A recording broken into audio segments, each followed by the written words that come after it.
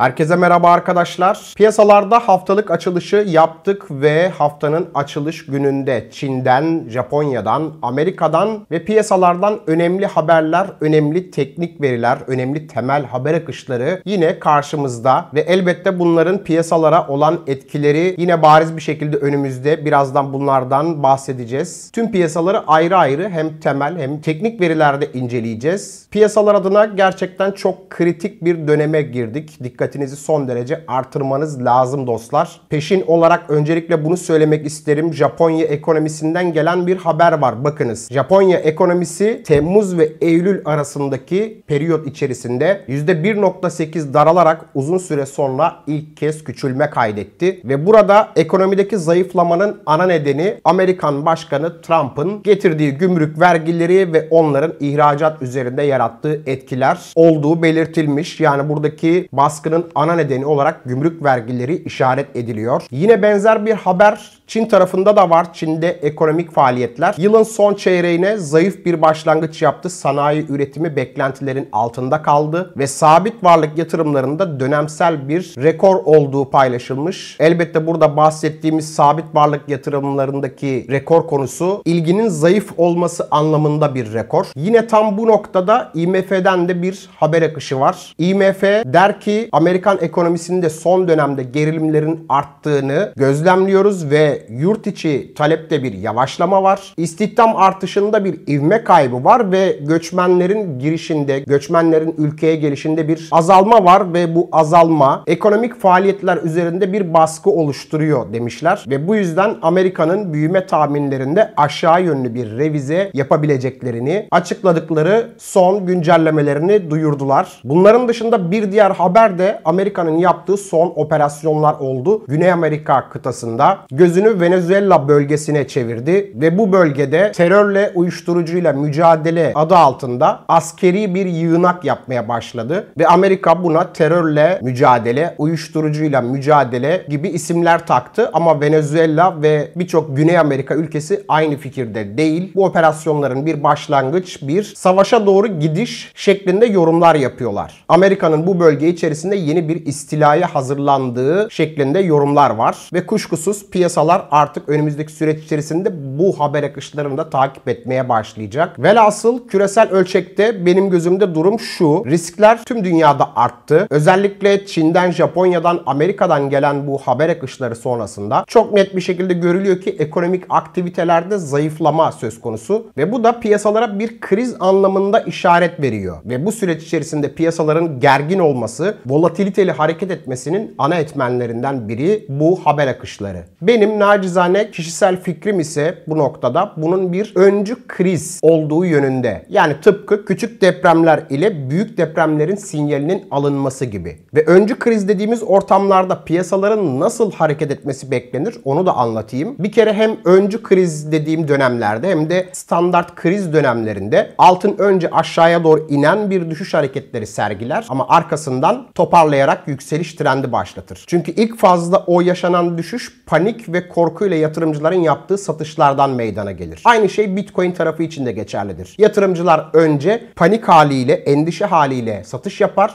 Bitcoin biraz aşağıya gelir. Bazen beklentilerden daha da aşağıya gelir. Ama bir kriz ortamında akabinde kendine yeni bir yükseliş trendi inşa eder. Devletlerin bu kadar birbirine girdiği, ekonomilerin istikrarsızlaştığı bir ortamda devletsiz bir ürün olarak fiziki tarafta altın, dijital tarafta Bitcoin öne çıkar. Elbette grafikler üzerinde bunları konuşmaya devam edeceğiz. Haftalık açılışta tüm piyasalar nasıl görünüyor? Hangi piyasada fırsatlar, hangi piyasada tehditler var? Hepsinden ayrı ayrı bahsedelim dostlar. Öncelikle altın piyasası hareketli. Altındaki son güncel görünümlere bakalım. Bakınız, takip ettiğimiz trend içerisinde ons altında 3900 bölgesinden tırmandıktan sonra kabaca 4160'lı bölgeler itibariyle bir tepki satışı, kısa vadeli bir satış olabileceğinden bahsetmiştim. Son videoyu kontrol edebilirsiniz. Hem altında hem gümüşte yaşanabilecek bu tepki satışlarında şu bölgeye kadar inebileceğini sizlere anlattım. Bu yeşil olarak işaret ettiğim alan bir önceki videoda da duruyor. Şimdi buradaki amaç, buradaki olay şuydu. Bazıları bu bölgede yeni alım fırsatlarının başladığını, hadi altın alın diyecekleri bir bölgeydi. Belli bir kısmı bu 4168 bölgesi aşılınca altınları artık alabilir alabilirsiniz dedi. Belli bir kısımda aşağı doğru inince biz orada alın demedik. Bu hareket tuzak olabilir vesaire gibi yorumlar yaptı. Eğer planınız yoksa gerçekten altında bile para kazanamazsınız. Ki yükseliş trendi bu kadar kendini bariz belli ettikten sonra zaten çok büyük maliyetlerle geri alma imkanlarına erişirsiniz. Yani altın buradan yeniden toparlayıp şuralara geldiğinde, buralara geldiğinde yeni alımları altında yine konuşacaklar. Ama benim size söyleyeceğim şey şu. Bu 3900 dolar bölgesi itibariyle ons altında benim beklediğim hareket birinci aşamada buydu. İkinci aşamada da buydu. Benim için sağlıklı bir hareket tamamlandı. Yani burada söyleyeceğim şey şu. 3900 dolar seviyesinde ons altında benim indikatörlerime göre ve benim kanaatime göre bir al seviyesiydi. Biz bu alımı yaptık. Şu anda yaptığı düzeltme itibariyle bu noktada altın yine al seviyesinde. Bu noktada alınmalı dediğimiz seviyede. Ve önümüzdeki süreç içerisinde ülkeler arasında problemler arttığında burada ne demek istediğimi daha iyi anlayacaksınız. Altın al ve tut seviyesinde olduğu bir alan içerisinde şu anda. Yani son yaptığı düzeltmeyle altın ben almadım diyen için al seviyesindedir. 500 kere söylesem de bunlar bazen değişmiyor. Tekrar soruluyor. Ama benim kanaatim, benim yürüdüğüm yol belli. Önümüzdeki süreç içerisinde ben altının yükselen trendini sürdürmeye devam edeceğini düşünüyorum. Bakınız gümüşün ons tarafına bakalım. Gümüşün ons tarafında da işaret ettiğim bölge 50.65 seviyesiydi değil mi? Bir önceki videoda hani her zaman söylüyorum ya, benim anlattığım videolar zincir bir şekilde birbirini takip eder. Bir önceki videoya dönün. Şu 50.65 seviyesi için ne söylediğimi inceleyip bir bakın. Bu seviyeye gevşedi. Ve bu noktada altın için söylediğim şeyin aynısını yine gümüş için de söylüyorum. Bakın 4 saatlik periyotta benim için indikatörlerime göre ve benim desteklerime göre test ettiği 50.65 bölgesi gümüşte yine bir al seviyesidir. Elbette daha iyi alım imkanları var. Bu alım imkanlarını biz daha erken seviyelerde de yaptık. Hem YouTube katıl sohbetinde hem bu videoları sıkı takip edenler daha aşağılardan maliyetlendi. Gümüşte biz 46 dolar bölgesinde maliyetlendik ama ben hala alamadım, değerlendiremedim. Düzeltme içerisinde ne yapmalıyım dediğinde, şimdi mesela bazıları diyecektir ki burada ikili bir tepe hareketi olgusu var. Çok doğru. Burada ikili bir tepe hareketi var. Burada yapılacak şey, gümüş almadıysan eğer bu bölgede şu anda bulunduğu alanda gümüşü alırsın. Bir potansiyel beklemediğin hareket söz konusu olduğunda bu bölgeden tekrar alırsın. Ama beni vakitlice dinlemiş olsaydın zaten burada gümüşünü sen almış olurdun. Ben hem alana hem tutana hem satana aynı anda fikir vermeye gayret ettiğim için bu noktada da aynı şeyi söylüyorum. Şu anda bulunduğu fiyatta güzel bir destek testi yapmış olan gümüş bir al seviyesindedir. Ve bu noktada inisiyatif alıp değerlendirme yapmak tamamen sana kalmış bir durum. Bakın gram tarafındaki ölçekleri de göstereceğim. Ve son söz olarak şunu tekrar söyleyeyim. Altının ons tarafında, gümüşün ons tarafında benim beklediğim potansiyel hareketler gerçekleşti. Bundan sonraki hareketlerinde yükselen ivmelerin, yükselen hareketlerin devam etmesini bekleyeceğim. Bakın gram altın tarafına bakalım. Gram altın tarafında da 5645 TL seviyesi üzerine tırmandı. Aynı ons altındaki gibi tam buradayken hadi altın alabilirsiniz söylemleri yapıldı. Buradan aşağı indiğinde yok biz altın alın demedik, bu bir tuzaktır vesaire söylemleri yapanlar oldu. Hani genel topluluk için söylüyorum. Bu gürültü içerisinde kaybolanlar altında da gümüşte de maliyetlenme imkanlarını her zaman kaçırıyorlar. Bakın 4 saatlik periyotta her ne kadar 5300 TL bizim için güvenli bir al bölgesi olduysa da şu anda bulunduğu 5500 bölgesi altında yine bir al seviyesidir. Bugün altında yeni bir alım yapılabilir. Son videoda hem altında hem gümüşte yeni bir alım önerisi ya da fikrinden bahsetmemiştim hatırlarsanız. Çünkü şu üst alana tırmandığında ben değil dışarıdan başkalarından al yorumlarını duyarsınız. Düzeltme geldiğinde ben size alınabilir olduğunu o zaman söylerim demiştim. O düzeltme geldi. Şu anda bulunduğu alanda altında, gümüşte hem ons bacaklarında hem gram altın, gram gümüşte bir al seviyesi içerisindedir. Benim nacizane fikrim bu şekilde. Bakınız gümüşün TL tarafında da zirve alana kadar gümüş tırmandı. Biz 62 TL seviyesini al seviyesi olarak değerlendirmiştik. Buranın hala baktığımızda %11-12 kadar yukarısında. Burada %18'lere kadar bir hareket göstermişti. Çok ciddi bir dip noktadan değerlendirme imkanı bulduk. TL olarak yaptığı yaptığı bu son düzeltme hareketi bana göre uygun bir düzeltme alanı. Kabaca burada zaten 67-69 bölgesi gümüşte bir yeni al noktası olarak çalışır diye düşünüyorum. Bir önceki alım noktası zaten burasıydı. Sadece al noktalarını gösteriyorum burada. Çünkü satım yönlü bir düşüncem yok. Altında da gümüşte de. İçinde bulunduğumuz Kasım ayında, Aralık ayında ve Ocak ayında bunlarda yükselen trendler bana göre devam edecek. Elbette bu benim nacizane şahsi fikrim. İnisiyatif almak, buna göre değerlendirmeler yapmak ise tamamen size kalmış. Bakınız piyasalar aşağı doğru hareketler sergilerken haftalık kapanışta, Cuma günü, Perşembe günü ve hafta sonunda kripto para piyasasında, bugün haftalık açılışta vadeli piyasada S&P 500'de ya da Nasdaq 100'de bir trend bozulumu var mı dediğimizde grafiği açıp baktığımızda bakın bir süredir size ben burada bulut indikatörünün geldiği alanı anlatıyorum. Bulut bölgesini korumaya devam etti ki S&P 500 için 6573 seviyesini korumaya devam ettiği sürece önemli bir trend kırılımından bahsedemeyeceğimizi anlattım. Bu seviyeyi son bir haftalık ölçekte korumaya devam etti. Bu seviyenin üstünde hatta bulut bölgesinde bile henüz net bir bozulum göstermiş durumda değil. Bakın Nasdaq 100'de vadeli piyasadaki durumuna baktığımızda onda destek bölgesini 24.789 olarak anlatmıştım. Bakın bu 24.789 son bir hafta içerisinde 2 defa test edildi. Cuma günü yine burası test edildi ama buranın altında bir kapanış gelmedi. Hem bulut bölgesinde hem destek bölgesinde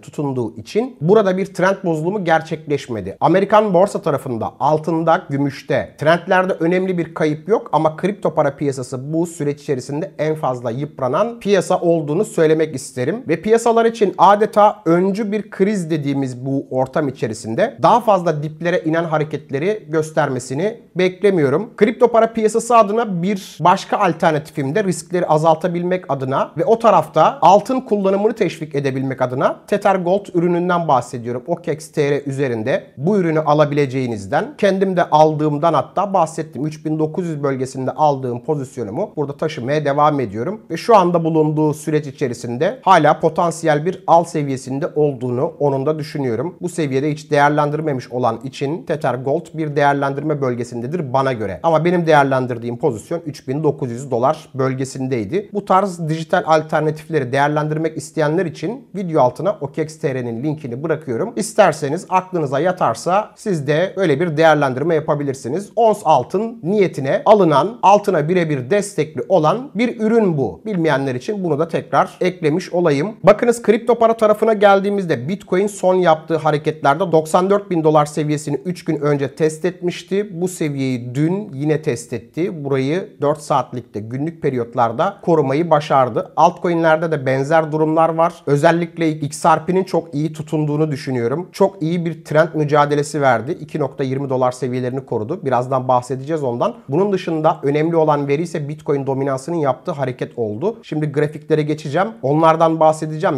Öncesinde Bitcoin için şunu söyleyeyim. Ekim ayı periyodu içerisinde yaptığı bu düşüş hareketleri sonrasında önümüzdeki süreç içerisinde muhtemel bir hareket sergileyecek yukarıya doğru. Bu harekette onun bulut üstündeki kapanışlarını izleyeceğiz. Bitcoin'de pozitife doğru bir yönelim için ki ben burada Bitcoin'de en azından 100.000 dolar seviyelerini koruyarak buradan 113.000 dolar seviyelerine hareket etmesini beklerdim. Hala bu hareketi yapabilecek durumu olduğunu Bitcoin'in düşünüyorum. Bakın Bitcoin dominansının şu hareket alanını göstereyim. Bir süredir takip ettiğimiz süreç içerisinde Ekim-Kasım ayında bu bulut üzerinde aktif hareketleri devam etti ama dün itibariyle burada bulut altında kapanışlar geldi ve 59.43 seviyesinin altında kapanış geldi. Bu bizim için neyi ifade ediyor dediğimizde altcoin'lere olan para akışının biraz da artması, altcoin'lere yeniden can gelmesi, kaybettiği ivmeleri yeniden kazanması gibi anlamlar taşıyor. Ben burayı gayet pozitif bir durum olarak okuyorum. Bakınız XRP'nin güncel görünümüne baktığımızda XRP'de 2.20 dolar seviyesi benim için önemli bir seviyeydi ki bu alanı Ekim ayı içerisinde ve Kasım ayı içerisinde defalarca test etti ve korumayı başardı. Birçok altcoin daha da aşağılarda kaldı. XRP'nin bu süreç içerisinde biraz daha pozitif olduğunu söyleyebiliriz. Çünkü piyasalar çok daha aşağı giderken en azından XRP bu seviyelerini hiç bozmadı. Çünkü onun ETF haberleri vardı Amerikan borsalarında. XRP-C koduyla bir ETF başladı. Onun da bir gazı vardı burada. Ama bu da piyasanın düşüşüne denk geldi. Piyasa biraz daha yatay, biraz daha yukarıya doğru hareket sergileseydi Ripple ekstra yükselişler karşımıza getirebilirdi. Ben burada blok aralarının çok açık olduğunu düşünüyorum. Ve bu açık olduğu bloklar içerisinde 2.20 dolar seviyesini korumaya devam etmesini bekliyorum. 2.65 seviyesi onun birincil hedefi olacaktır önümüzdeki süreç içerisinde. Ve demirbaşlara odaklanmaya devam etmenin mantıklı olduğu kanaatindeyim. Bakınız Ethereum'un yaptığı son harekete baktığımızda Ethereum'da 4 Kasım'da